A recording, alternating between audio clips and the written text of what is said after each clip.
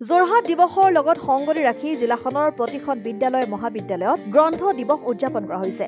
তদুপলক্ষে পূব যোৰহাট শিক্ষা খণ্ডৰ অন্তৰ্গত বলমা ক মণ্ডলৰ উদ্যোগত টিয়কৰ অন্যতম ব্যস্ত ব্যৱসায়িক প্ৰতিষ্ঠান ফুড ভিল্লাৰ প্ৰাংগণত এটি গ্ৰন্থদান পাত্ৰ মুকলি কৰা হয়। উক্ত গ্ৰন্থদান পাত্ৰ মুকলি অনুষ্ঠানটি অসম লেখিকা সমাজৰ প্ৰকাশন সচিব বিশিষ্ট লেখিকা যোগমায়া সন্দিকৈ উপস্থিত থাকি এগছি বন্তি প্ৰজ্বলন কৰি শুভাৰম্ভ কৰে। তাৰ পাছতে গ্ৰন্থদান পাত্ৰটি মুকলি কৰে টিয়কৰ বিশিষ্ট ব্যৱসায়ী ৰবীন ভূঞাই। মণ্ডল সমন্বয়ক দিগন্ত শইকীয়াই আন্তৰা এই অনুষ্ঠানত পূব যোৰহাট শিক্ষা খণ্ডৰ শিক্ষা বিষয়া মৃন্ময় গোস্বামী, খণ্ড ব্যৱস্থাপনা প্ৰণালী সমন্বয়ক পলাশজ্যোতি দত্তৰ লগতে বলমা ক মণ্ডলৰ সমূহ শিক্ষক শিক্ষয়িত্ৰী বিশেষভাৱে উপস্থিত থাকি সহযোগিতা আগবঢ়ায়। ইফালে জিলা উপায়ুক্তৰ নিৰ্দেশ মৰ্মে ব্যতিক্ৰমভাৱে এইদৰে ব্যৱসায়িক প্ৰতিষ্ঠানত গ্ৰন্থদান পাত্ৰ সংস্থাপনৰ জৰিয়তে সমগ্ৰ অঞ্চলতে এক কিতাপ পঢ়াৰ পৰিৱেশ গঢ়ি তুলিব বুলি উপস্থিত সকলোৱে আশা প্ৰকাশ কৰে আৰু এই পাত্ৰ অনিৰ্দিষ্ট কাললৈকে স্থাপন কৰা হৈছে বুলি জানিবলৈ দিয়ে উদ্যোক্তাসকলে।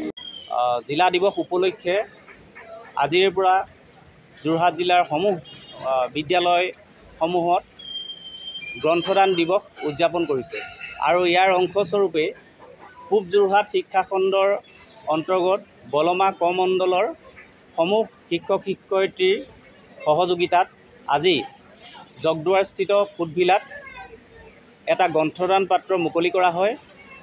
আজি এই গ্ৰন্থদান পাত্ৰ সভাত বিশিষ্ট লেখিকা সদৌ অসম লেখিকা সমাজৰ প্ৰকাশন সচিব যোগমায়া সন্দিকৈ ডাঙৰীয়ানী, ফুডভিলাৰ স্বত্বাধিকাৰী মাননীয় ৰবীন ভূঞা ডাঙৰীয়া, আমাৰ পূব যোৰহাট শিক্ষা খণ্ডৰ শিক্ষা বিষয়া মৃন্ময় গোস্বামীদেৱ উপস্থিত থাকে।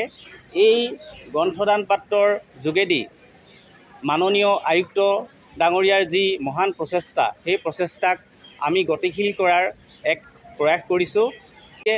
এই গ্ৰন্থদান বক্সটো এইকাৰণে ইয়াত কৰা হ'ল, যিহেতু এই ফুডভিল্লাত বিভিন্ন ধৰণৰ বিভিন্ন স্থানৰ ব্যক্তি আহে, গতিকে আমাৰ বহু মানুহৰ ঘৰত কিতাপ অভাৱৰ ঠাইতো কিছুমান নষ্ট হৈ ৰয় বা কিছুমানে বিক্ৰী কৰি দিয়ে কিতাপবিলাক। গতিকে ইয়াত যিসকল ব্যক্তি আহিব, সেই ব্যক্তিসকলে যেতিয়া এবাৰ এই বক্সটো দেখিব, তেনেহ'লে সেই কিতাপবিলাক তেওঁলোকে নিশ্চয় দ্বিতীয়বাৰ আহোঁতে তেওঁলোকে গাড়ীত ভৰাই লৈ আহি ইয়াত দান কৰিব। আৰু এই কিতাপসমূহ পৰৱৰ্তী সময়ত আমি আমাৰ মণ্ডলৰ যিসমূহ বিদ্যালয় আছে, 12খন বিদ্যালয় আছে, 12খন বিদ্যালয়ত আমি দান কৰিম, মানে ডিষ্ট্ৰিবিউশ্যন কৰিম। তাৰ পাছত আমি প্ৰয়োজনত অন্যান্য আমাৰ শিক্ষা খণ্ডৰ অন্যান্য বিদ্যালয়সমূহতো আমি বিতৰণ কৰিম। ধন্যবাদ। এইটো আমাৰ অনিৰ্দিষ্ট সময়লৈ থাকিব। অসম আদিত্য টিয়ক।